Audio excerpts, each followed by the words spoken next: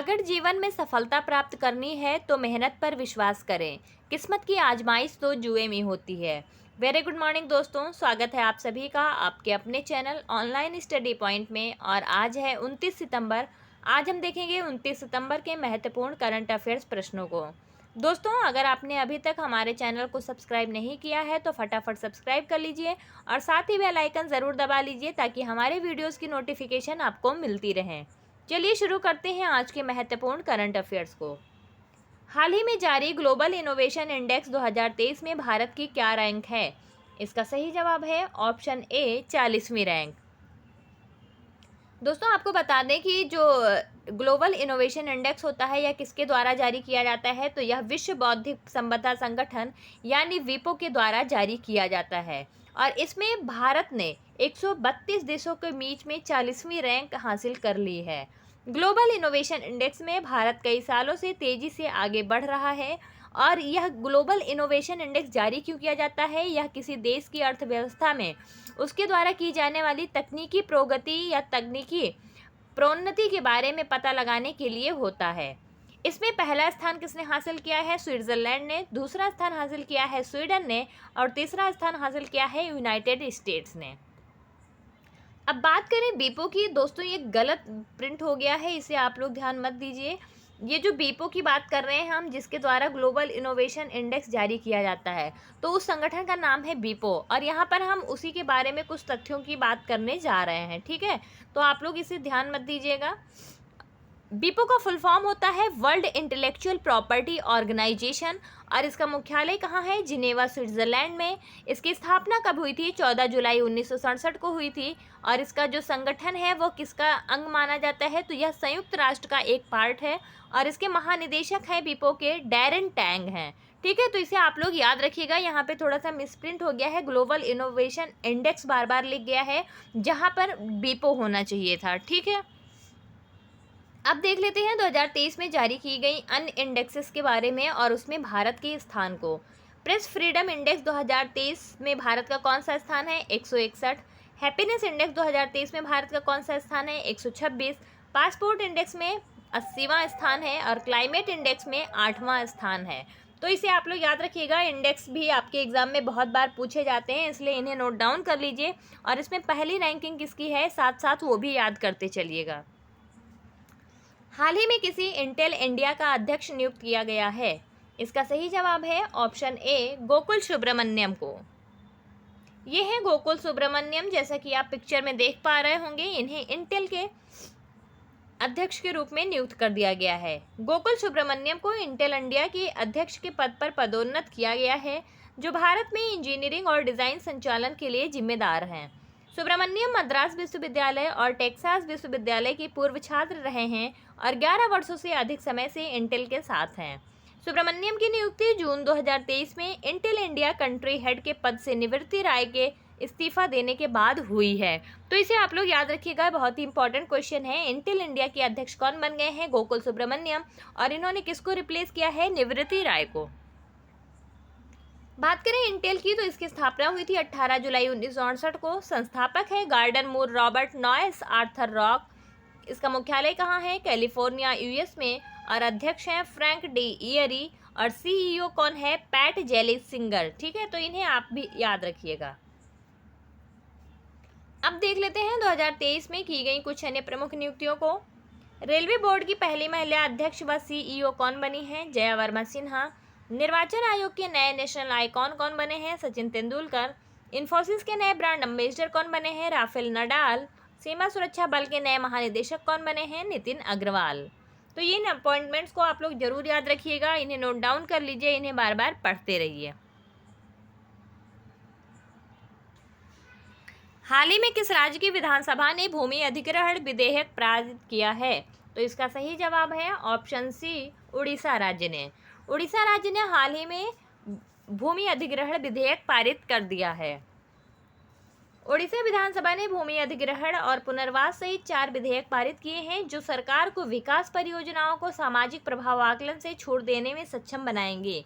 इस विधेयक का नाम भूमि अधिग्रहण, पुनर्वास और पुनर्स्थापन में उचित मुआवजा और पारदर्शिता का अधिकार उड़ीसा संशोधन विधेयक 2023 रखा गया है। इसे पहली बार मार्च 2023 में विधानसभा में पेश किया गया था। तो इसे आप लोग याद रखिएगा। उड़ीसा विधानसभा ने भूमि अधिग्रहण और पुनर्वास सहित 4 विधेयक पारित कर दिए हैं। बात करें उड़ीसा की तो राजधानी है भुवनेश्वर, मुख्यमंत्री है नवीन पटनायक, राज्यपाल हैं गणेशी लाल और राज्यसभा सीट है यहाँ से 10, लोकसभा सीट है यहाँ से 21। दोस्तों आप सभी के लिए जनवरी से अगस्त तक की अपडेटेड करंट अफेयर्स की पीडीएफ आ चुकी है, जिसके अंतर्गत सभी करंट अफेयर्स को टॉपिक वाइज डिस्कस करते हुए उनके साथ संबंधित क्वेश्चन को भी संग्रहित किया गया है, जो 800 से ज़्यादा एमसीक्यू फॉर्म में हैं।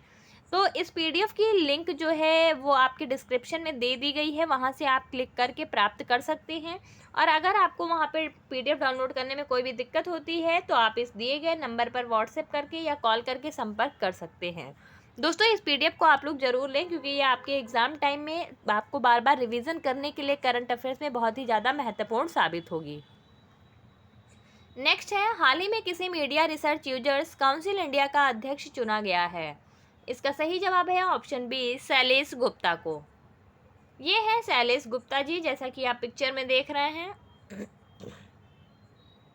शैलेश गुप्ता और शशांक श्रीवास्तव को क्रमशः मीडिया रिसर्च यूजर्स काउंसिल के इंडिया के अध्यक्ष और उपाध्यक्ष के रूप में नियुक्त कर दिया गया है।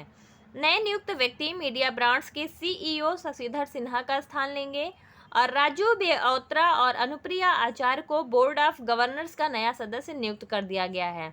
तो इसे आप लोग याद रखिएगा, अध्यक्ष और उपाध्यक्ष के रूप में कौन कौन नियुक्त हो गए हैं, शैलेश गुप्ता और शशांक श्रीवास्तव।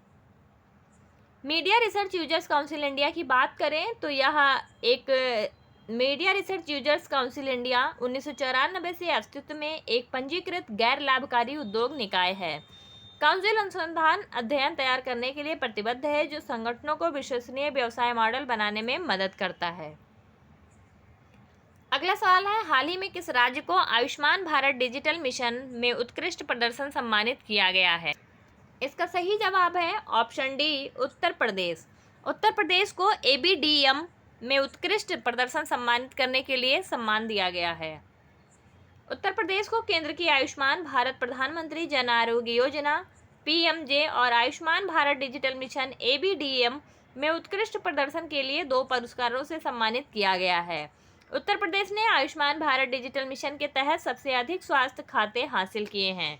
तो आप लोग इसे जरूर याद रखिएगा, यह उत्तर प्रदेश से संबंधित करंट अफेयर है, तो यह भी उत्तर प्रदेश की स्पेशल एग्जाम्स में जरूर पूछा जा सकता है।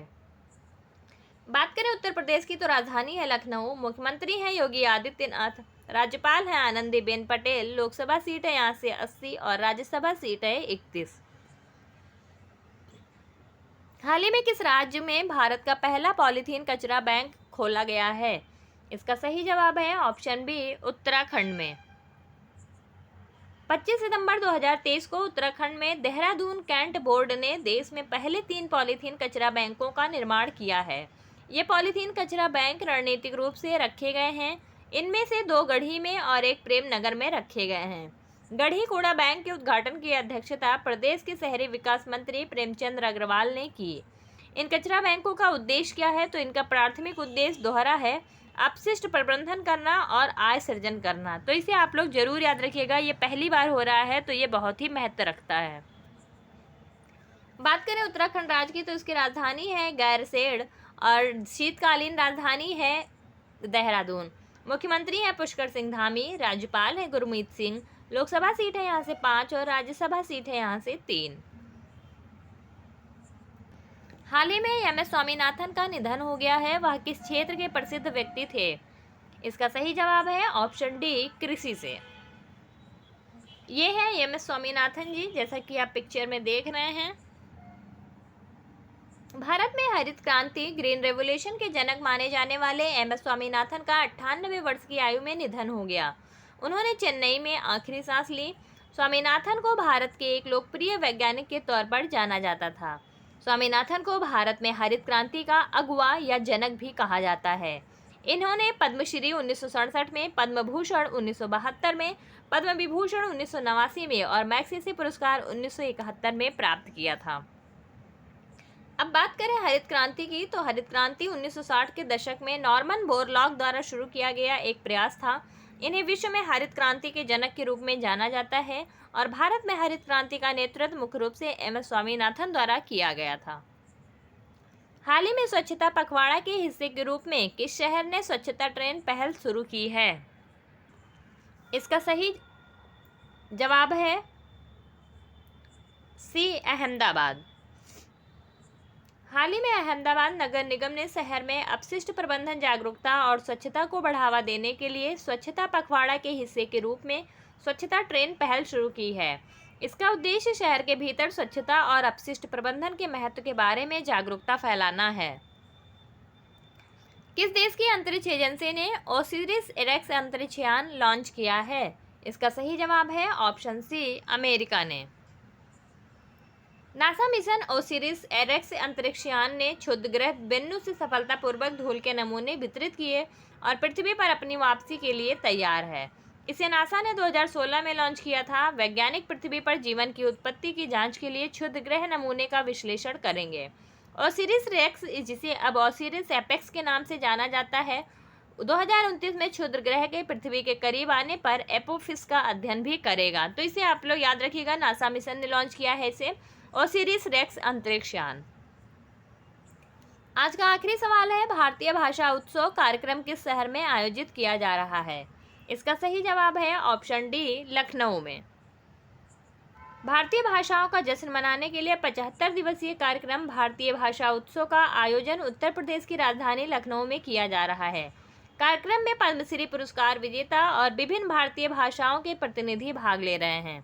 यह उत्सव आज से 11 दिसंबर तक जारी रहेगा, जो प्रसिद्ध तमिल कवि सुब्रमण्यम भारती का जन्मदिवस भी है और जिसे भारतीय भाषा दिवस के रूप में भी मनाया जाता है। तो इसे आप लोग जरूर याद रखिएगा, यह उत्तर प्रदेश की राजधानी लखनऊ में आयोजित किया जा रहा है। अब देख लेते हैं 28 सितंबर के ऑलराउंडर रिवीजन को फटाफट। हाल ही में दुनिया में सबसे अच्छा प्रदर्शन करने वाली करेंसी कौन सी बन गई है? अफगानी मुद्रा। हाल ही में किस सर्च इंजन ने अपना 25वां जन्मदिवस मनाया है? गूगल ने। हाल ही में कौन टेनिस हॉल ऑफ फेम के रूप में नामांकित प्रथम एशियाई खिलाड़ी बने हैं? लिएंडर पेस ने। हाल ही में किसकी पुस्तक tales from the home of bags and wiggles launch हुई है? विजया राघवन ने। हाल ही में कहाँ सरकार मेगा राष्ट्रीय कार्यक्रम शक्ति 2023 का आयोजन किया है? कलपक्कम, तमिलनाडु में। विश्व पर्यटन दिवस हर साल कब मनाया जाता है? 27 सितंबर को। ऑस्कर 2024 के लिए भारत की ऑफिशियल एंट्री के रूप में किस फिल्म को नामित किया गया है? 2018 everyone is a hero. Yes bank ने हाल ही में किसे होलसेल बैंकिंग का कंट्री हेड नियुक्त किया है? मनीष जैन को। 19वें एशियन गेम्स में भारत के लिए 5वां स्वर्ण पदक किसने जीता? सिफत कौर सामरा ने। भारतीय रिजर्व बैंक ने किसको ऑपरेटिव बैंक का लाइसेंस रद्द कर दिया है? कपोल को ऑपरेटिव बैंक का। ये थे हमारे 28 सितंबर के ऑलराउंडर रिवीजन। और अब देख लेते हैं आज के प्रश्न को। यस बैंक ने हाल ही में किसे होलसेल बैंकिंग का कंट्री हेड नियुक्त किया है? दोस्तों ऑप्शन दिए गए हैं, आप अपना सही जवाब कमेंट सेक्शन में भेजते रहिए। और अगर आपको हमारी वीडियो अच्छी लगी हो तो प्लीज़ ज़्यादा से ज़्यादा लाइक करें, शेयर करें और हमारे चैनल को सब्सक्राइब करवाते रहें। आज की वीडियो यहीं तक थी। आप सभी का बहुत बहुत धन्यवाद। आप सभी का दिन शुभ हो।